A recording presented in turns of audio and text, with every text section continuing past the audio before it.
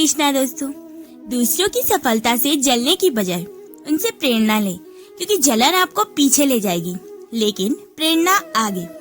जब हम दूसरों की उपलब्धियों को देखकर जलते हैं तो नकारात्मकता से भर जाते हैं और यह ऊर्जा हमें मानसिक रूप से कमजोर बनाती है, हमारी खुद की प्रगति को रोकती है। वहीं अगर हम उसी सफलता को एक प्रेरणा के रूप में देखें तो हम भी कुछ बड़ा करने की इच्छा रखते हैं। जलन की आग में जलने से अच्छा है कि उसे भीतर से जुनून और मेहनत से बदल दो। जिस दिल में संतोष होता है वहाँ जलन की कोई जगह ही नहीं होती। जब इंसान अपने जीवन में मौजूद चीजों से संतुष्ट होता है तो वह दूसरों की तुलना नहीं करता और दूसरों से तुलना करना छोड़ देता है।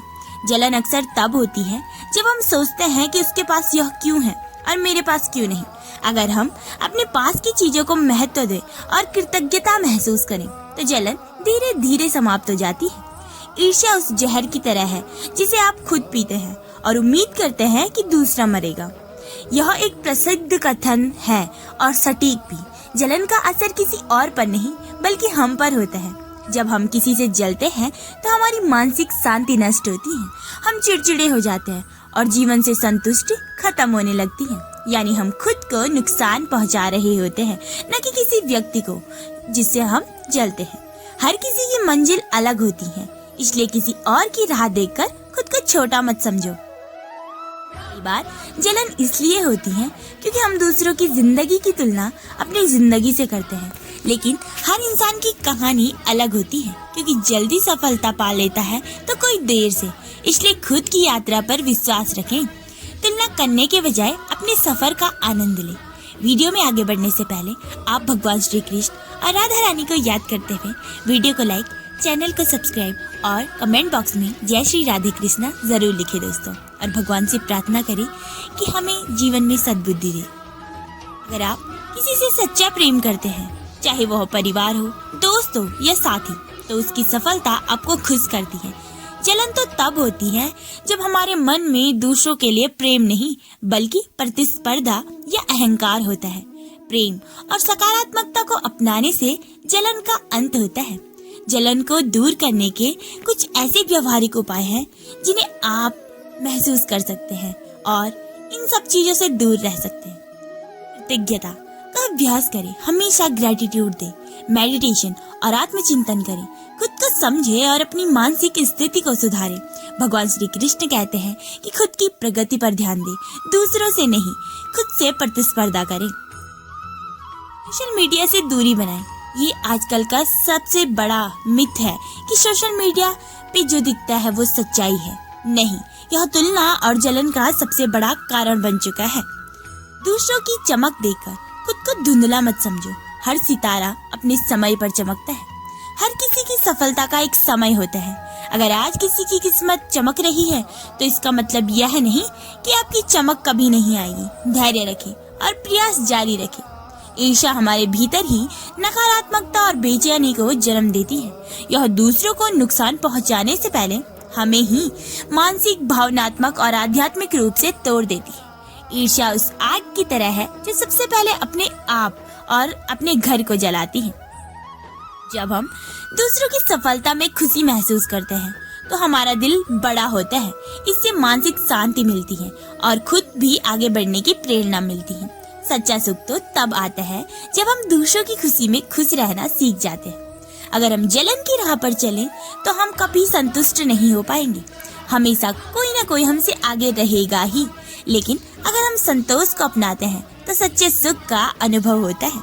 ईर्ष्या का कोई अंत नहीं, लेकिन संतोष में सारा आनंद है। आत्मविश्वास रखने वाला व्यक्ति जानता है कि उसकी क्षमताएं क्या है। वह दूसरों की सफलता को देखकर खुद को कभी कम नहीं आंकता, बल्कि खुद के ऊपर और खुद के सफर में यकीन रखता है। जिसे खुद पर विश्वास होता है उसे दूसरों से जलन करने की आवश्यकता नहीं। हर इंसान की जीवन दशा अलग होती है। अगर हम अपना ध्यान दूसरों पर लगाएंगे तो मंजिल से भटक जाएंगे। बेहतर है कि अपनी यात्रा पर फोकस करें, अपने लक्ष्य पर ध्यान दें। दूसरों की रेस में क्यों उलझना। जलन से नकारात्मक विचार उत्पन्न होते हैं, लेकिन रचनात्मक और मेहनत से सकारात्मक बदलाव आते हैं। जो लोग अपने काम में लीन होते हैं उन्हें जलन का समय ही नहीं मिलता। ईर्ष्या छोड़ो, सृजन करो, यही जीवन की कला है। हर किसी की किताब का एक अलग पन्ना होता है। अपनी कहानी पर ध्यान दो। हम दूसरों की जिंदगी का सिर्फ बाहरी हिस्सा देखते हैं, लेकिन उनकी असली कहानी हमें नहीं दिखती। इसलिए तुलना करना तो व्यर्थ है। अपने जीवन को सुंदर बनाओ, खुश रहना सीखो, दूसरों से बेहतर बनने की नहीं, खुद से बेहतर बनने की दौड़ में रहो। जलन तब होती है जब हम दूसरों से खुद को कम समझते हैं, लेकिन अगर हम खुद के बीते कल से बेहतर बनने पर ध्यान दें तो जीवन में प्रगति और शांति दोनों मिलेंगे। जब हम किसी की सफलता की सच्चे मन से सराहना करते हैं तो धीरे धीरे जलन समाप्त हो जाती है। प्रेम और प्रशंसा हमारी आत्मा को शुद्ध करते हैं। प्रेम और प्रशंसा जलन को मिटा सकते हैं। जो आप अपने आप को पहचानते हैं वह किसी और से नहीं जलता। आत्मज्ञान और आत्ममूल्य का बोध हमें दूसरों की तुलना से दूर रखता है। तब हम समझते हैं कि अपने आप में हम अनोखे हैं और जलन तो व्यर्थ है। जलन से किसी का नुकसान नहीं होता, पर आपकी शांति जरूर खो जाती है। ईर्ष्या से वह व्यक्ति प्रभावित नहीं होता जिससे आप जलते हैं, वरन आप खुद ही दुखी हो जाते हैं। आपकी ऊर्जा, आपका ध्यान और मानसिक संतुलन सब खराब हो जाता है। तुलना की आदत छोड़ना बहुत जरूरी है। खुद को ही अपना प्रतिद्वंदी बना लें।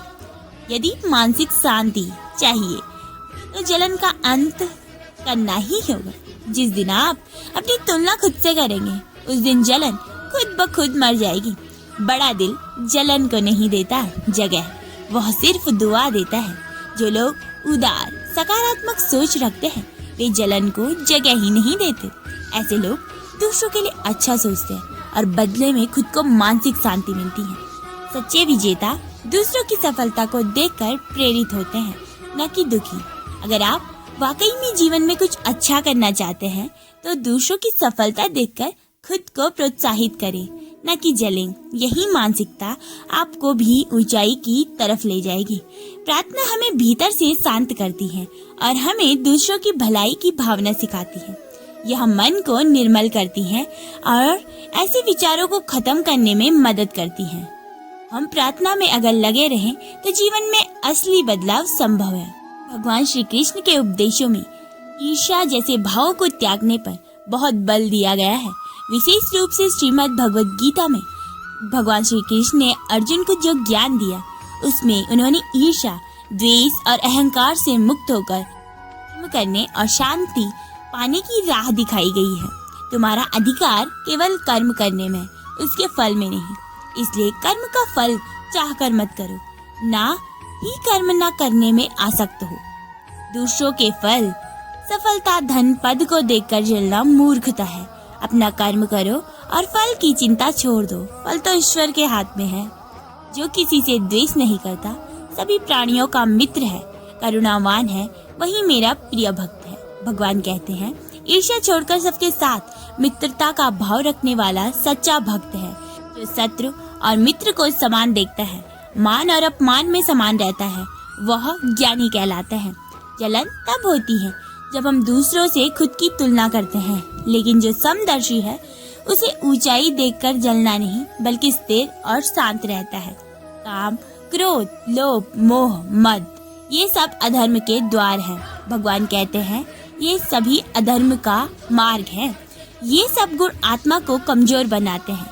ईश्वर का सच्चा सेवक इन भावों से दूर रहता है। जो लोग दूसरों की सफलता में आनंद लेते हैं वह मुझ में स्थित है। भगवान श्री कृष्ण कहते हैं कि जो व्यक्ति दूसरों की उन्नति से ईर्ष्या नहीं करता बल्कि उसमें खुशी पाता है वह मुझसे जुड़ा है। ऐसा व्यक्ति सच्चे अर्थों में मेरा भक्त होता है। भगवान के अनुसार 3 विकार आत्मिक प्रगति में बाधा डालते हैं। ईर्ष्या आत्मा को अंदर से खोखला बना देती है।